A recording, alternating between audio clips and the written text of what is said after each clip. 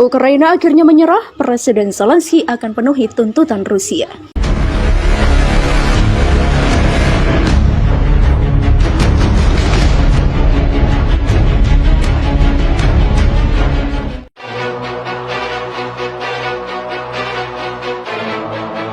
Ukraina akhirnya menyerah setelah digempur Rusia hampir 2 pekan. Presiden Ukraina Volodymyr Zelensky menyatakan kesediaannya untuk membahas tuntutan Rusia. Rusia menggempur Ukraina karena tidak mengakui Crimea yang dicaplok dan wilayah pro-Moskow yang memisahkan diri. Selain itu, Ukraina sempat ngotot ingin bergabung dengan NATO yang membuat Putin semakin murka. Saya pikir hal-hal mengenai wilayah yang diduduki sementara dan republik semua yang tidak diakui oleh siapapun selain Rusia, kita dapat mendiskusikan dan menemukan kompromi tentang bagaimana wilayah ini akan terus hidup. Demikian kata Zelensky pada Selasa 8 Maret 2022. Pada Senin 7 Maret 2022 kemarin, Kremlin mengatakan bahwa pihaknya siap untuk menghentikan agresi dalam sekejap jika Ukraina memenuhi tuntutannya untuk mengakui Crimea sebagai wilayah Rusia dan wilayah Donetsk dan Luhansk yang separatis sebagai republik merdeka. Yang penting bagi saya adalah bagaimana orang-orang di wilayah yang ingin menjadi bagian dari Ukraina akan hidup. Demikian kata Zelensky. Namun dia menolak untuk menyerah pada ultimatum yang diajukan tim perunding Rusia dalam 3 putaran dialog yang sejauh ini gagal mencapai gencatan senjata. Pertanyaannya lebih sulit daripada sekedar mengakuinya. Ini adalah ultimatum lain dan kami tidak siap untuk ultimatum. Demikian kata Zelensky. Saya siap untuk berdialog, kami tidak siap untuk menyerah. Kremlin juga mengatakan bahwa mereka ingin Kiev menghentikan aksi militer dan mengabadikan netralitas dalam konstitusinya. Sebuah proposal yang juga tampaknya terbuka untuk Zelensky. Saya telah mendinginkan masalah ini sejak lama setelah kami memahami bahwa NATO tidak siap untuk menerima Ukraina. Pemimpin Ukraina itu mengulangi seruannya kepada Presiden Rusia Vladimir Putin untuk merundingkan gencatan senjata dengannya secara langsung. Panggilan yang sejauh ini ditolak oleh Kremlin. Yang perlu dilakukan adalah Presiden Putin mulai berbicara, memulai dialog daripada hidup dalam gelembung informasi tanpa oksigen.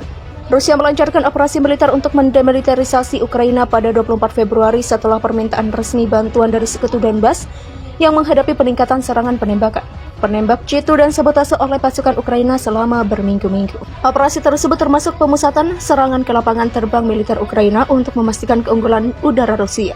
90% dari aerodrom militer Ukraina yang menampung sebagian besar angkatan udara negara itu telah dihentikan operasinya, dan sebagian dari armada pesawatnya telah terbang ke Rumania dan tidak ambil bagian dalam pertempuran apapun, kata juru bicara Kementerian Pertahanan Rusia Igor Konashenkov. Pada awal operasi khusus, Angkatan Udara Ukraina memiliki sebanyak 250 pesawat tempur dan helikopter yang dapat digunakan Aerospace Force Rusia telah menghancurkan 89 pesawat tempur dan 57 helikopter di darat dan di udara. Demikian kata Konashenkov dalam briefing pada Rabu 9 Maret 2022. Angkatan Udara Ukraina juga hampir sepenuhnya kehabisan pilot militer kelas 1 dan 2 dan membatasi penerbangan untuk upaya individu untuk melakukan misi menurut Konashenkov.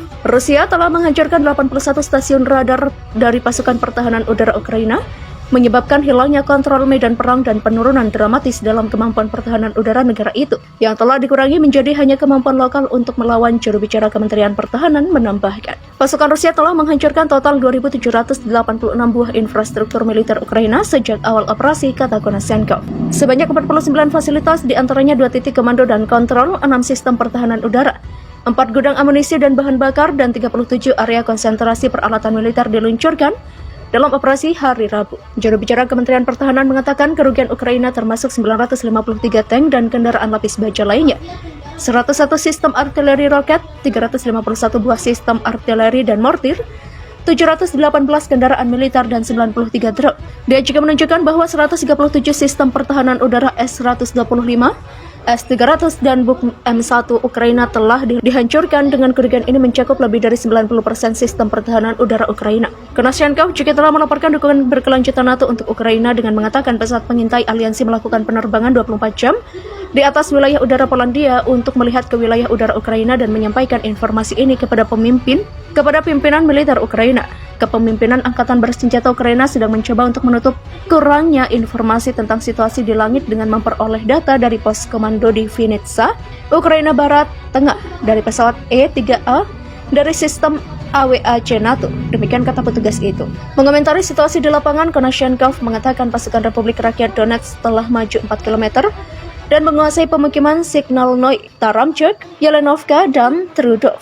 dan bahwa pasukan Republik Rakyat Lugansk maju sejauh 2 km mengambil alih pemukiman Toskovka dan Grashevo. Pasukan Rusia secara independen membangun kendali atas pemukiman Krasnaya Polyana dan Stepno, demikian katanya. Ukraina akhirnya menyerah setelah digempur Rusia hampir 2 pekan. Presiden Ukraina Volodymyr Zelensky menyatakan kesediaannya untuk membahas tuntutan Rusia. Rusia menggempur Ukraina karena tidak mengakui Crimea yang dicaplok dan wilayah pro-Moskow yang memisahkan diri. Selain itu, Ukraina sempat ngotot ingin bergabung dengan NATO yang membuat Putin semakin murka. Saya pikir hal-hal mengenai wilayah yang diduduki sementara dan republik semua yang tidak diakui oleh siapapun selain Rusia, kita dapat mendiskusikan dan menemukan kompromi tentang bagaimana wilayah ini akan terus hidup. Demikian kata Zelensky.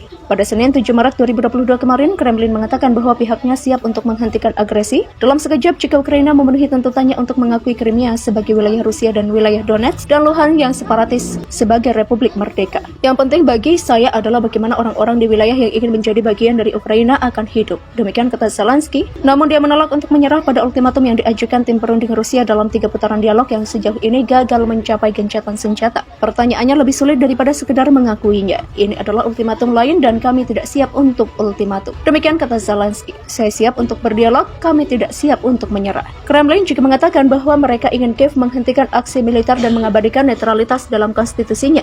Sebuah proposal yang juga tampaknya terbuka untuk Zelensky. Saya telah mendinginkan masalah ini sejak lama setelah kami memahami bahwa NATO tidak siap untuk menerima Ukraina. Demikian kata Zelensky. Pemimpin Ukraina itu mengulangi seruannya kepada Presiden Rusia Vladimir Putin untuk merundingkan gencatan senjata dengannya secara langsung. Panggilan yang sejauh ini ditolak oleh Kremlin. Yang perlu dilakukan adalah Presiden Putin mulai berbicara, mulai dialog daripada hidup dalam gelembung informasi tanpa oksigen. Saya telah mendinginkan masalah ini sejak lama setelah kami memahami bahwa NATO tidak siap untuk menerima Ukraina. Pemimpin Ukraina itu mengulangi seruannya kepada Presiden Rusia Vladimir Putin untuk merundingkan gencatan senjata dengannya secara langsung. Panggilan yang sejauh ini ditolak oleh Kremlin. Yang perlu dilakukan adalah Presiden Putin mulai berbicara, memulai dialog daripada hidup dalam gelembung informasi tanpa oksigen. Rusia melancarkan operasi militer untuk mendemilitarisasi Ukraina pada 24 Februari setelah permintaan resmi bantuan dari Sekutu Donbas yang menghadapi peningkatan serangan penembakan, penembak jitu dan sabotase oleh pasukan Ukraina selama berminggu-minggu. Operasi tersebut termasuk pemusatan serangan ke lapangan terbang militer Ukraina untuk memastikan keunggulan udara Rusia. 90% dari aerodrom militer Ukraina yang menampung sebagian besar angkatan udara negara itu telah dihentikan operasinya, dan sebagian dari armada pesawatnya telah terbang ke Rumania dan tidak ambil bagian dalam pertempuran apapun, kata juru bicara Kementerian Pertahanan Rusia Igor Konashenkov. Pada awal operasi khusus, Angkatan Udara Ukraina memiliki sebanyak 250 pesawat tempur dan helikopter yang dapat digunakan Aerospace Force Rusia telah menghancurkan 89 pesawat tempur dan 57 helikopter di darat dan di udara. Demikian kata Konashenkov dalam briefing pada Rabu 9 Maret 2022. Angkatan Udara Ukraina juga hampir sepenuhnya kehabisan pilot militer kelas 1 dan 2.